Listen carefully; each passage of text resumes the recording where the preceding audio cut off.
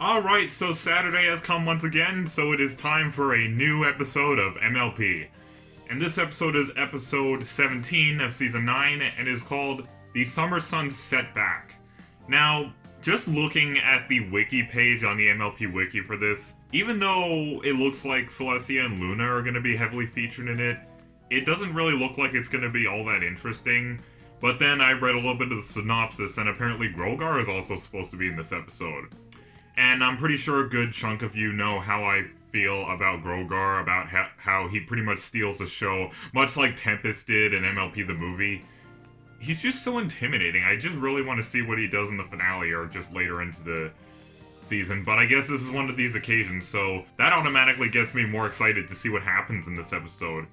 So I'm guessing that this episode is going to be about Twilight practicing getting the Summer Sun celebration ready as the future new ruler of Equestria. Meanwhile, Grogar is also giving Chrysalis, Tyrek, and Cozy Glow a new mission.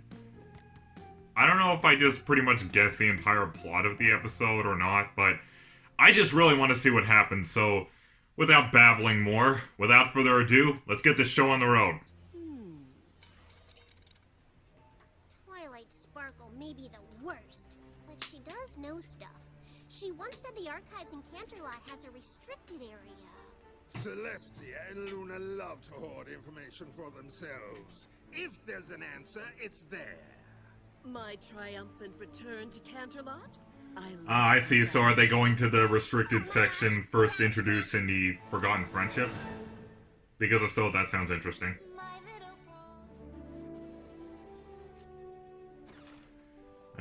Here's one of my favorite musical scores from MLP. Summer Sun celebration as we requested, but Things seem calmer than we would have expected. No complaints here. With the exception of the odd trivia night, I've made a lot of progress since the royal swanifying ceremony. You may not know this about me, but I occasionally freak out. That was a joke. The term is called twilighting. Don't forget your own terms. now that we're leaving, we don't see a need for the holiday any longer. Now that you're... Really? My sister and I have decided the time for us to retire is upon us. You and your friends have proven you are ready to lead Equestria. So let this be the last Summer Sun celebration, as Equestria leaves behind the old to embrace the new.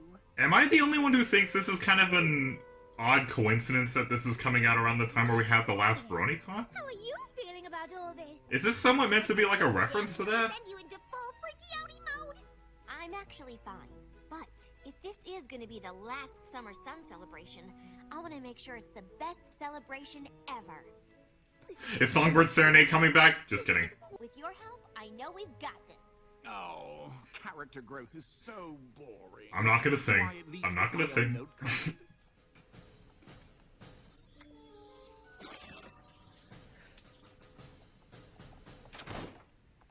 Right, of course. Yeah, I don't think replicas work. Glitchy too. More medallions, more problems, am I right?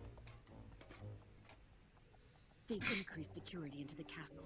This is going to be more challenging than I thought. Hey, they wouldn't want to try this in my OC's home city of Tundra Bay because Time is of the essence. it's virtually impossible to get into the throne room. We need to know what... Is some pony back there? Tyrek, you might want to stop. You're gonna get everybody... Oh no. Where is it? Every pony, get away from the food till we figure out what's going on.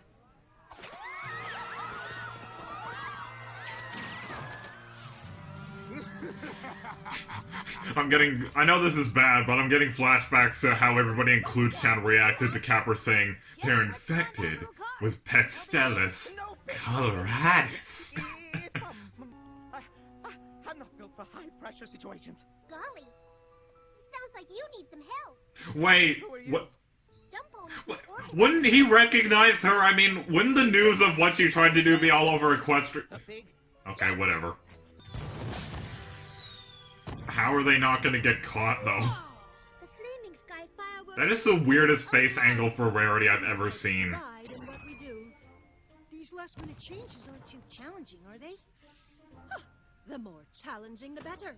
We aim to This could have been Tempest! Come on! This could have been a perfect opportunity to bring Tempest back. I mean, her thing is fireworks. I mean, after she was reformed, isn't it? She kind of looks like her. Like, she could be Very impressive. Thank you. Unfortunately, we have no room for. And there's Chrysalis's pony form again. I'm sorry. Crackle Cosette. And I don't want Unless Tempest dyed her coat a new color and wanted a new identity or something. Even though she does have her horn intact, she sounds and looks a lot like Tempest, just without the magenta-colored mohawk mane.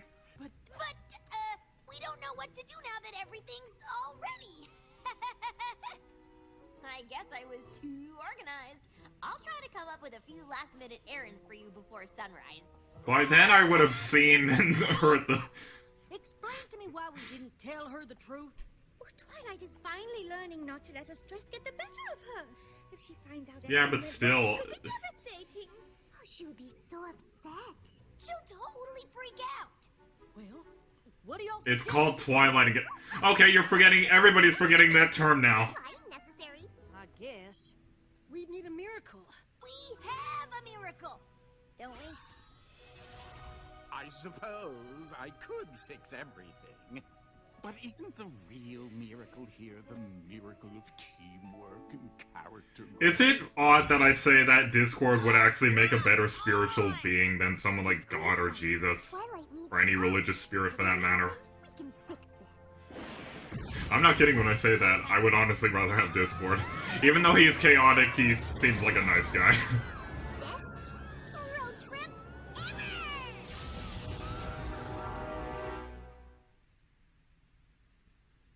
Are they gonna be caught, or... I mean, I highly doubt it. Then how is the season finale supposed to work?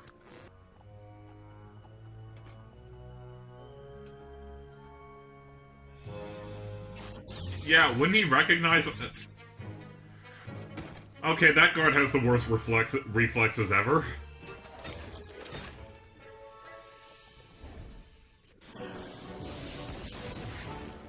I don't know how this happened. I'm gonna be fired for sure. Rainbow Dash and the Wonderbolts will... Okay, is this the beginning of the season finale or what? Like... Or not! Because, I mean, if not, I mean, I feel two ways about it.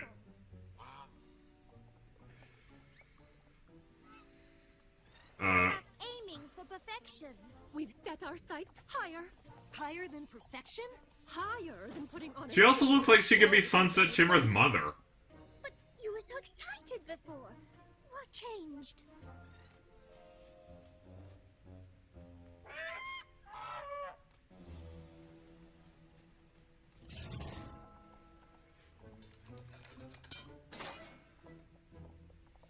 I thought the restricted section was underground. In store for... How can we help? I love a good to-do list.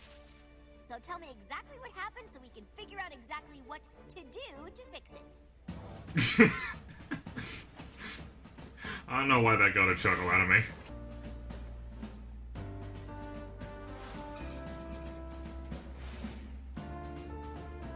Still frustrated that that isn't Tempest. Like, I understand it's expensive, but couldn't they have found a good impersonator? I mean, there's gotta be a lot of mature women out there who sound a lot like her with her deep voice, but I don't know.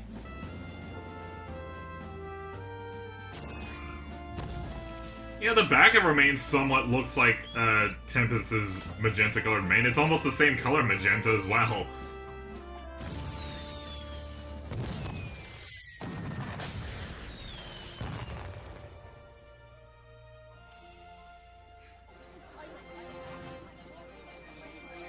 There's the familiar trumpets.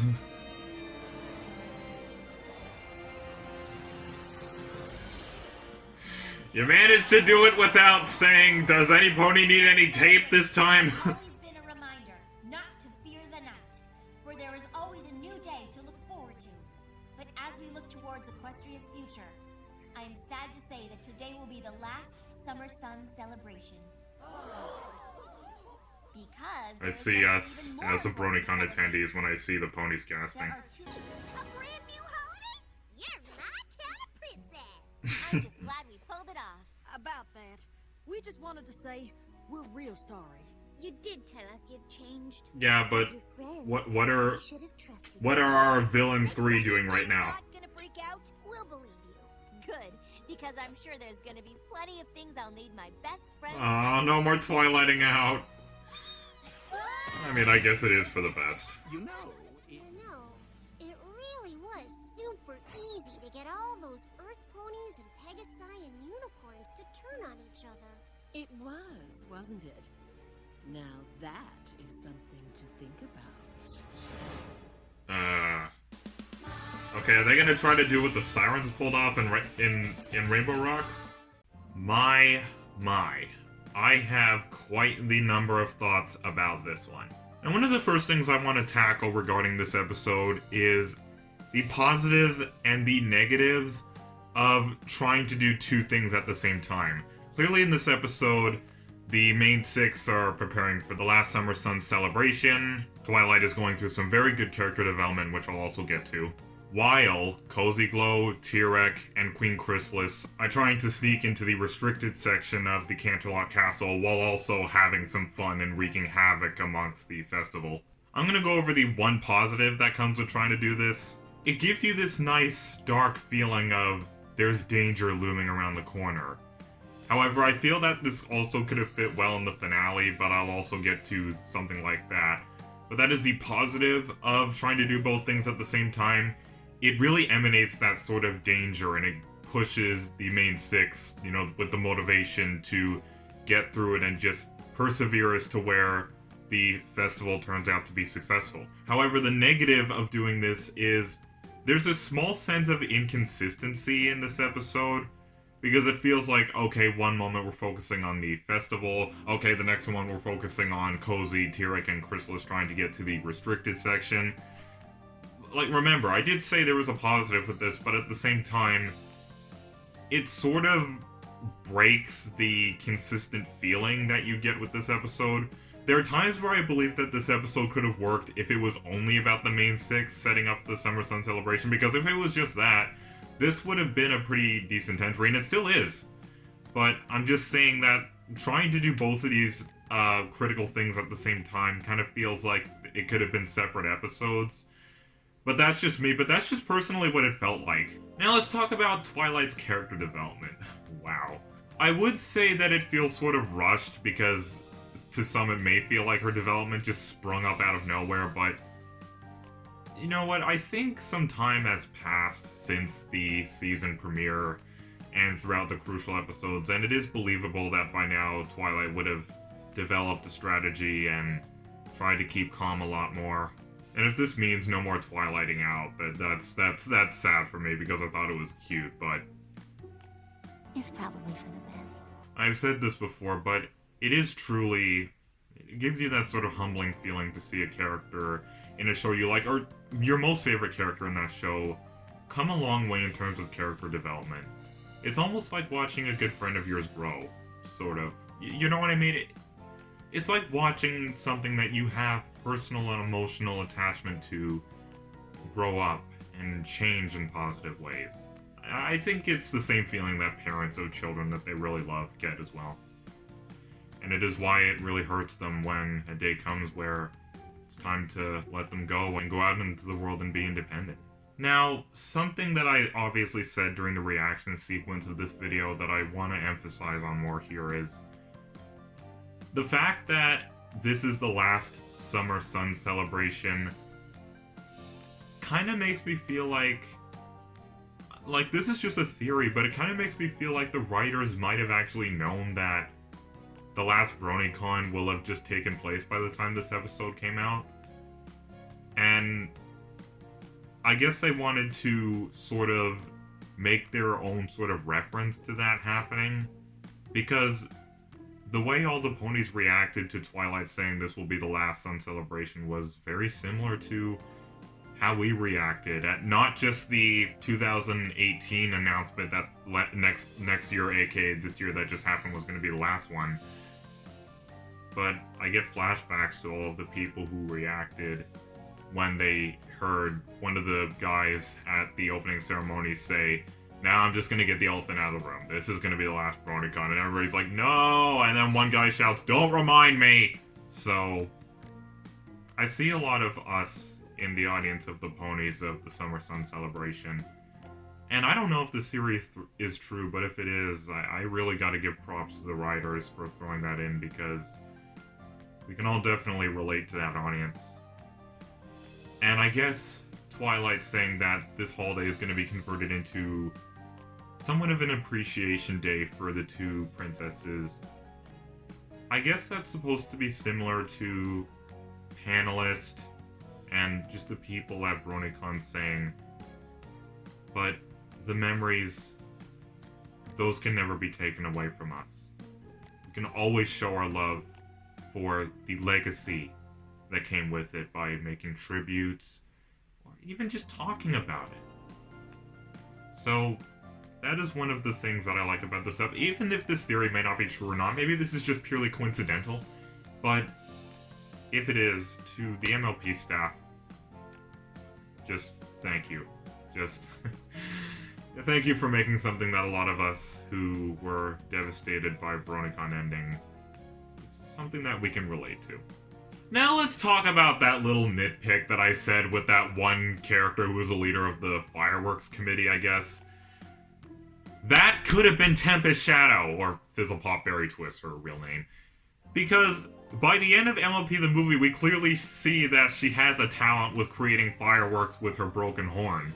So, wouldn't this be a pretty nice opportunity to bring her back? I mean, I'm not the only one who thinks this, right? And her voice sounds so this voice actress, whoever was playing this new character, should have been the impersonator for Tempest. It seems doable. It seems possible. And I'm sorry, but the reason why I'm getting so loud and passionate about this is because, well, not only because Tempest is not only one of my waifus, but one of my most favorite characters in all of MLP, just period. But, okay, yeah, it's that, but it felt like this was a perfect opportunity to give her one final run, to give her one final appearance. And I don't know if she's going to be in the finale. I mean, that would be great if she was, but come on, this would have been so fitting. Fireworks are obviously her thing. We see that about her by the end of MLP the movie, so why couldn't it have been here? And the voice actress could have impersonated her perfectly. She sounds a lot like her. She has that deep, sort of semi-depressed voice.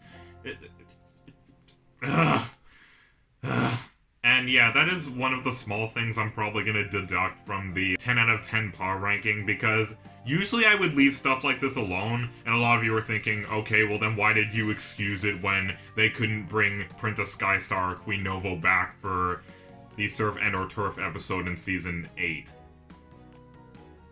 You could say it's just personal bias, but it made sense because the focus was not supposed to be on them.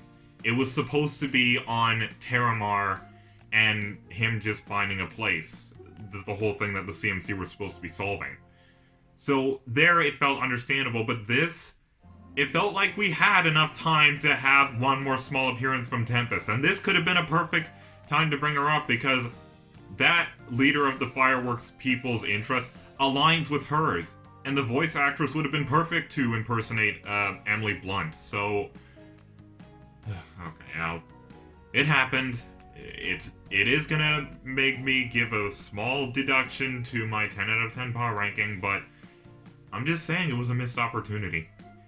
Now I'm going to go over another thing that I said during the reaction, and it's sort of along the lines of, I really like this episode's sense of darkness. You know me, I have a thing for dark episodes or dark media or stuff. It just makes a more compelling story to me personally.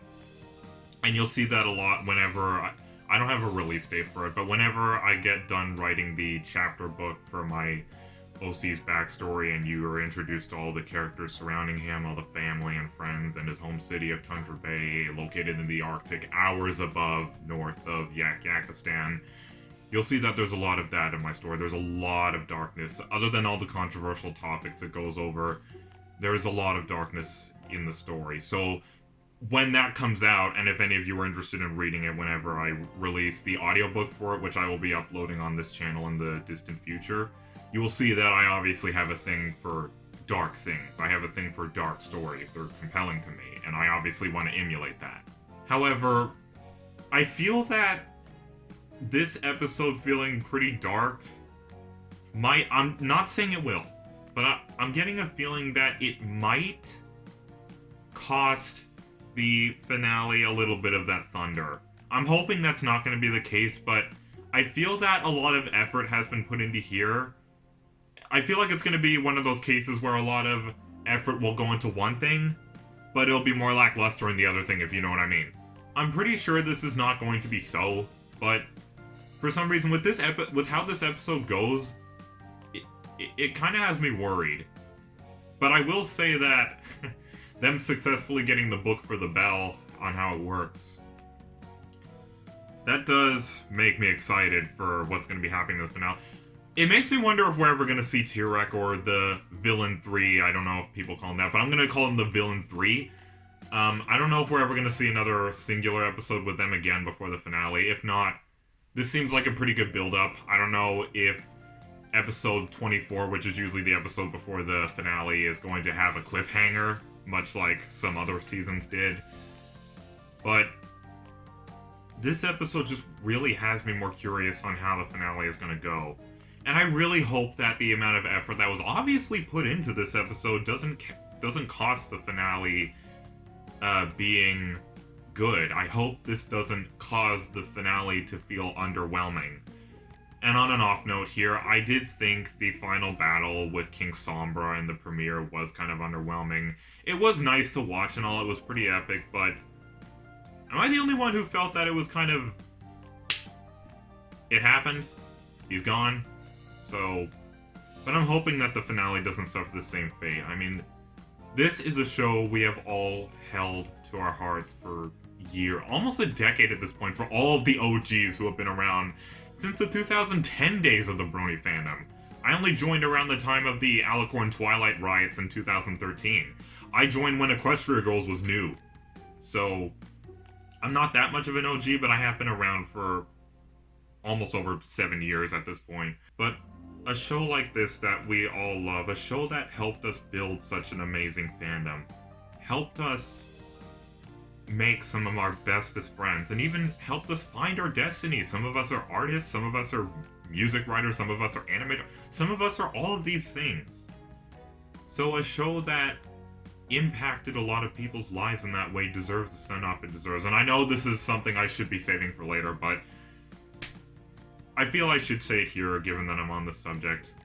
But in conclusion, I thought this episode was mostly good. There was a lot of humor in it, and I liked the amount of darkness in it. The only thing I would really deduct is the wasted potential of bringing Tempest back, and the fact that working these two things together generates a bit of an inconsistent feeling with the episode. But overall, I really, really liked it. I didn't think it was boring. I didn't think it was in the middle. Like, if these issues weren't present, really, I probably would have given this episode a blue glowing 10 out of 10. But with the issues considered, I am deciding to go with, out of 10 paws, I'd give this episode 8.5 out of 10. This is definitely an episode I'm going to be coming back to when, I don't know. My schedule has been busy lately. I've started a new job recently, so I don't know when that's even going to be. A lot of my answers to questions nowadays are just turning into I don't know, and that's the worst feeling ever. But the perks of it is hopefully maybe I'll be saved. One of the things I'll be saving up for is going to another MLP convention. I want to give TrotCon a try. It sounds interesting. So that was my reaction to and review on MLP Season 9, Episode 17, Summer Sun Setback. Let me know what you all think of this episode in the comments. Did you think it was better than I did? Did you think it was worse? I'd like to hear your opinion below, but anyways, my name is FrostCloud. Thank you all for joining me. Keep it frosty, and you all have a fantastic day. Brohuff.